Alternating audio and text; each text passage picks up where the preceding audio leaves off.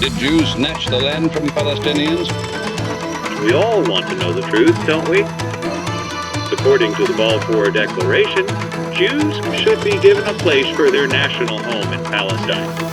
When you look at the facts, it becomes obvious. Who started this war?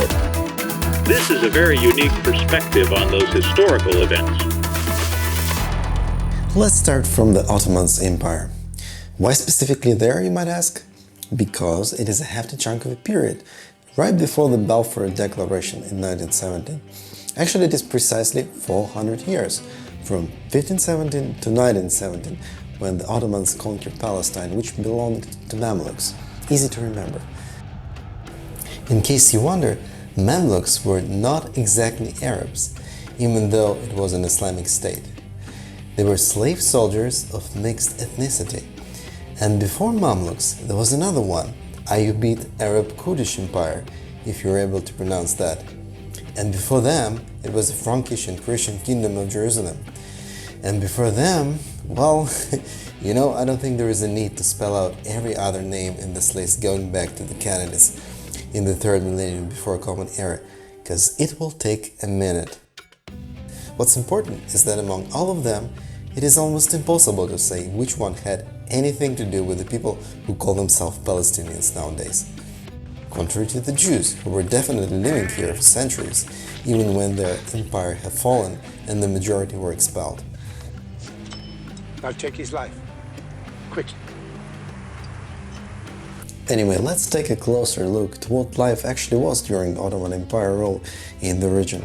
Going through the 15th and 16th century, Jewish population was estimated to be around 20%, and Christian population was around 15%. The rest were Muslims, but not all of them were specifically Arabs, because it was beneficial to be a Muslim under the Ottoman Empire.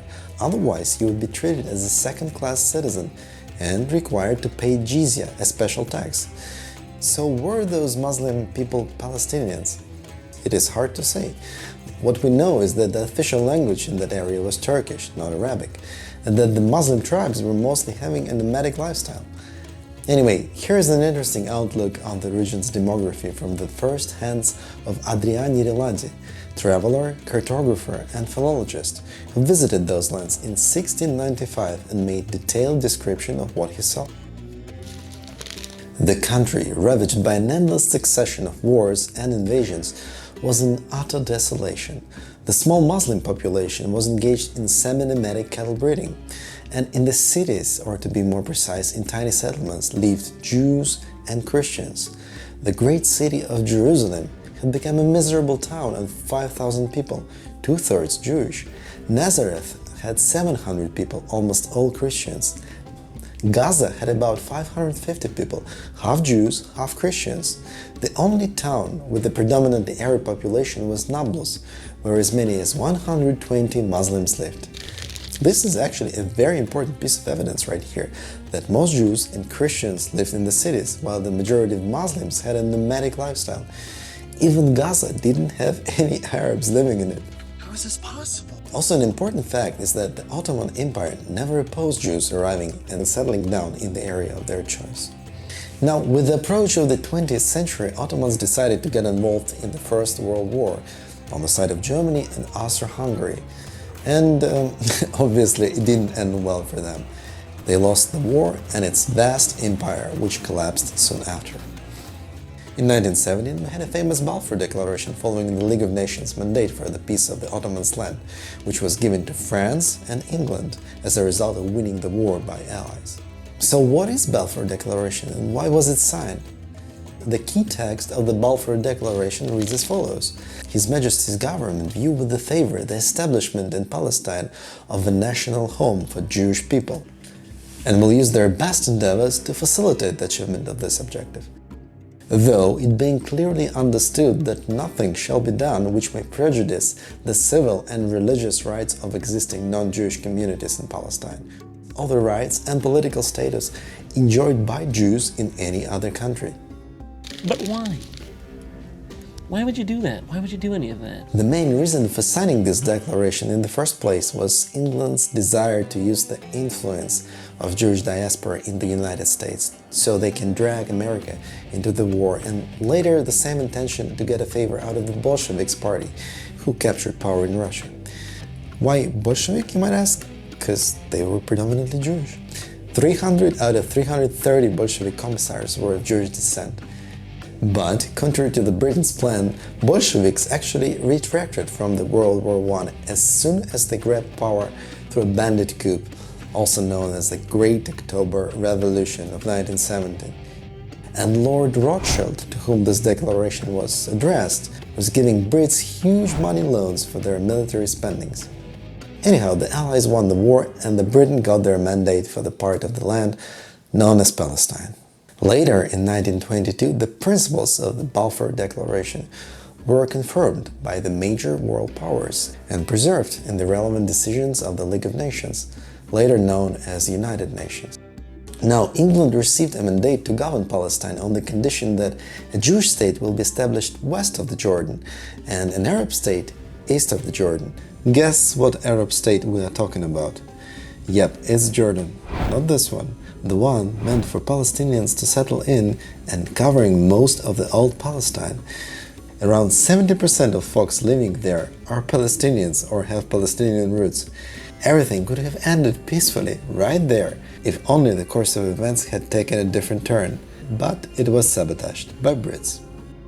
Anyhow, the original decision supported by the League of Nations gave a powerful incentive to the development of the Zionist movement, and mass repatriation of Jews to their homeland began. By the beginning of the 1940s, there were already 450,000 Jews, and by 1947, almost 650,000. Along with the Jewish population, the Arab population of Palestine grew rapidly. And if the Jews were running away from pogroms with the idea of returning to their promised land, why did Arab population also grow so brashly? Initially, Jewish settlements and settlers became a tidbit for Arab gangs to plunder. Then, as the balance of power shifted and Jewish pogroms ceased to be an unpunished pastime like paintball, Jewish settlers in Palestine became generous food buyers and wealthy employers for the Arabs. Though noted for their independence and readiness to fight, the Arabs have in recent years been coming into Palestine in increasing numbers as workers. For the high wages they earn on the Jewish-owned farms and plantations bring them a new and welcome prosperity. And not only has the working-class Arab profited by the presence of the Jews in Palestine, but to many an Arab property owner, wealth and pleasant living have come from the sale of his land to the immigrants. Work was plentiful, wages were even greater, and the country was recovering from the centuries of neglect, and international Jewish organizations spared no expense. Against the background of abysmal poverty in which the Arab poor were living, Palestine, which was being revived by the Jews, was flowing with milk and honey. In the first 20 years of British rule, 400,000 Arabs came to Palestine. By the time the State of Israel was proclaimed, there were already more than 900,000 Arabs. So as we can see, Arabs were attracted by a rising Jewish state, which provided thousands of workplaces, trading opportunities, and created a strong incentive for immigration. The majority of them were not strictly saying local population, but the Jewish immigration was actually limited to mere 15,000 a year after 1939. The Peel Commission was gathered in 1936 to investigate outbursts of violence in the region, and in 1939 they issued this order that limited the Jewish immigration to 75,000 during a 5-year period. They basically abandoned their promise to help create a Jewish home in Israel, and the explanation for such a decision was quite pathetic. Brits declared that they already established a Jewish home in Israel and fulfilled their promise. By the way, to no surprise of everyone, the violence in the region, which sparked the investigation of the Peel Commission, was committed by Arabs against Jews and local British troops. But in return, the wise commission decided to handicap Jewish immigration. Do you see the logic here? That doesn't make any sense! But the logic was there, and it was quite simple. Oil. Plentiful and newly discovered oil reserves. Oil? Excuse me 1 second. Operation Golden Eagle is a go.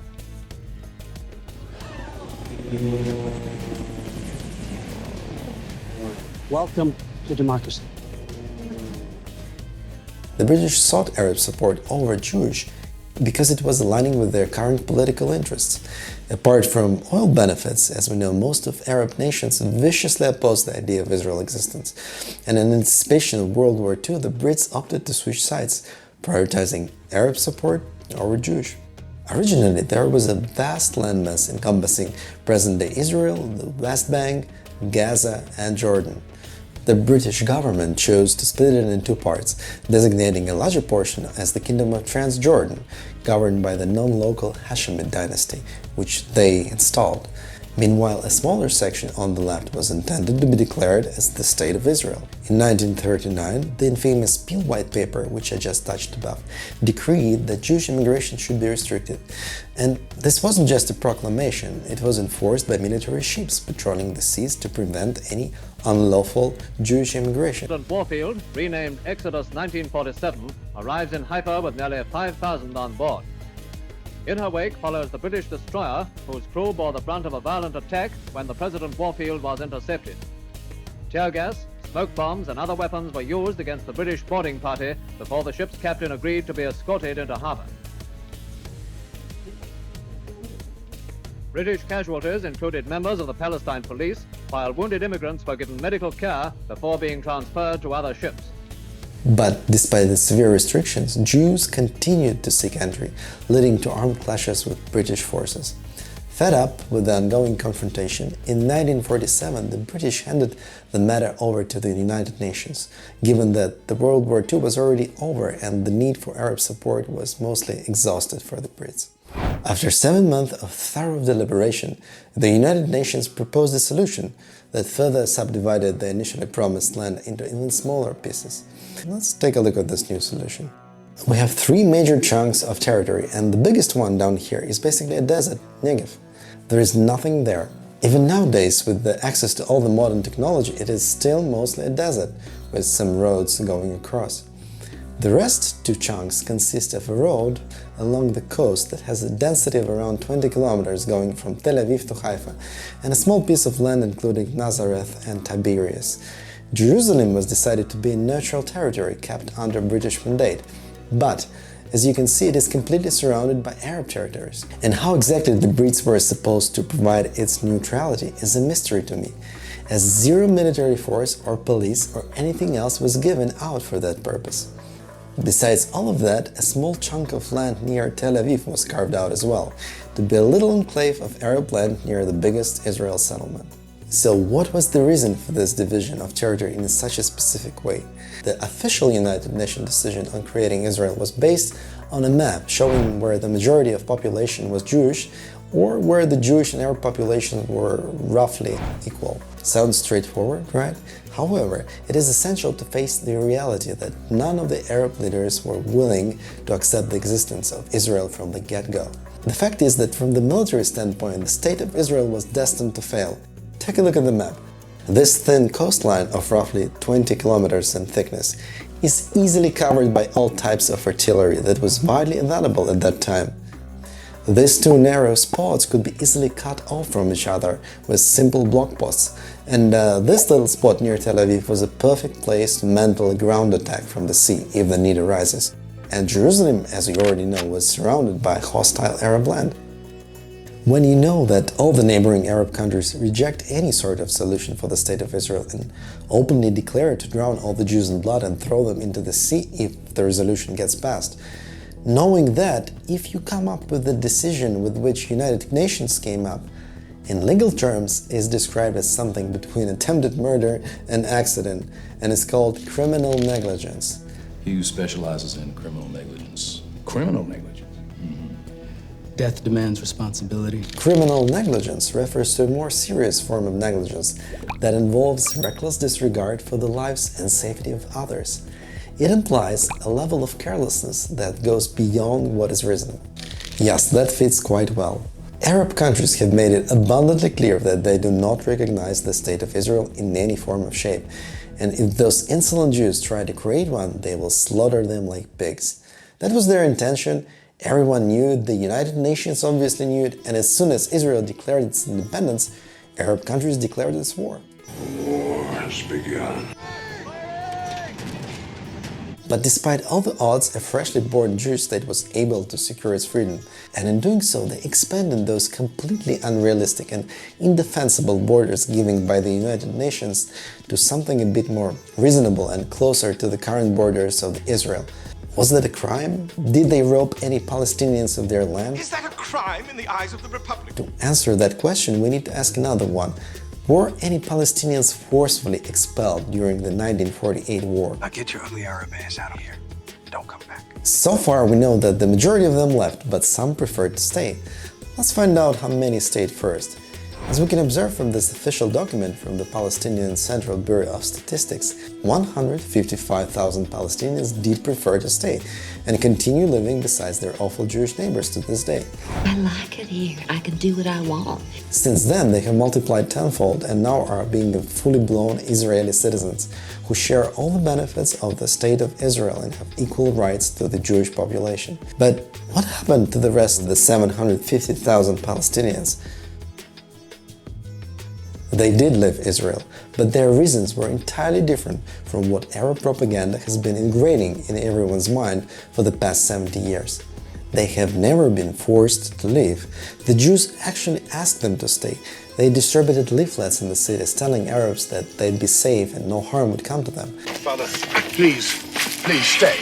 Golda Meir even personally came to Haifa to convince local Arab population to stay. The reason they left was Arabs' own propaganda. It's inconceivable. Arab countries were actively spreading stories about evil Jews, cutting off everyone, and also they would assert that they themselves would cut, burn and cleanse all the Jews, so it was better to move out of the way, for the time of the massacre. When the job was done, you could come safely back. That was the idea. All right. But the job was never done. Israel won the war, and there you have it. Israel never expelled Arabs from their land. Because it never happened. So how did we arrive at those map pictures, showing that Palestinian Arabs were 94% of population and Jews were only 6%, if they contradict everything I just showed you? Very simple. Here is a document on which those claims are based. This document is still located on its official website at thepalestinianremembered.com. So nice of them to leave it intact and available for everyone. And so if you look here and compare this number with this one, it is actually 5.8%, and if we round it up, we get those infamous 6% of Jews. But what do those numbers truly mean? Urban area is 76,000 Arabs versus 70,000 Jews, almost equal. Citrus plantations, 145,000 versus 141, equal. Bananas, there were bananas, 2,300 versus 14. Rural built-on areas, which are basically homesteads, were already in favor of Jewish population in 1943, 36,000 versus 42. And if you take a look down below, this is a very interesting graph which shows the taxes for the real estate. And as you can see, Jews were paying quite a bit more, 448,000 versus 351,000, which logically means that they had more real estate. The rest of the land in its majority was uncultivable, and among other big numbers we can see cereal land and plantations, which is again not a very densely populated area. The authors of this insightful spreadsheet have added a huge chunk of a non-cultivated land, basically a desert where no one lives and nothing grows, to habitable land. I want to emphasize this one more time. The land was under British mandate at this time. They were the owners, so the land by itself means nothing. The only important thing is the actual people and their property. And in terms of population, we see a picture where it's very close to 50-50 of Arabs versus Jews.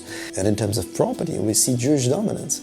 Actually, the vast majority of taxes for this land were paid by the Jewish population. It has never been 6 versus 94%. It was a lie. And I hope I was able to dispel it using this very useful official document. Now the story goes on, as we have a lot more material to cover on this topic. But the two main myths I wanted to disabuse in this video were that Jews forcefully displaced Arabs from their land and that Arabs were the majority that lived here. Okay, now you know the truth. God. Well, I hope I was able to provide you with some insight on this topic, which is quite entangled and overall intricate. Special shout out goes to Mark Salonin, whose work and research I used extensively in the creation of this video. What else? Oh yeah, please commit the ritual of liking, subscribing and commenting down below. I would deeply appreciate it, even though it is not mandatory. See you in the next one.